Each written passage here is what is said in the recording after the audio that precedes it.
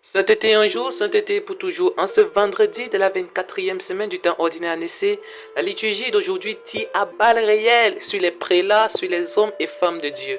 Mais tenez-vous tranquille, elle tire aussi sur nous. La liturgie nous parle alors de l'argent. Mais de l'argent dans un domaine spécifique. De l'argent dans le ministère, de l'argent dans le sacerdoce, de l'argent dans l'église.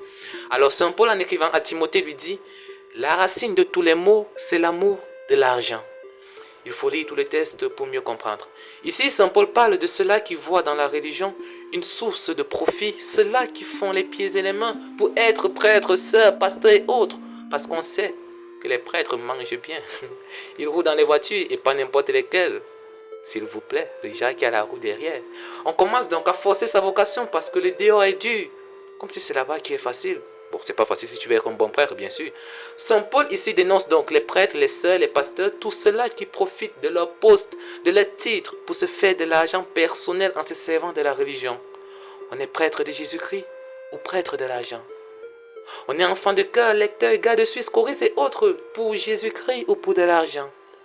S'il n'y a pas telle chose matérielle, s'il n'y a pas tel montant, pour rien au monde, on ne fera ce que nous sommes en principe obligés de faire. Pour le moindre service, il faut d'abord poser de l'argent. Finalement, où est le Christ dans ce qu'on fait? Vous aimez alors quand on parle des autres comme ça donne au goût. Qu'en est-il alors de nous?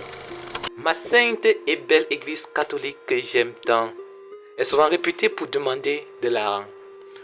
Quand je n'ai pas pu là-bas chez vous parce qu'on demande trop de l'argent, c'est même devenu quoi? Mon frère, ma soeur, tu pars à l'église pour le prêtre, pour le pasteur ou pour Dieu.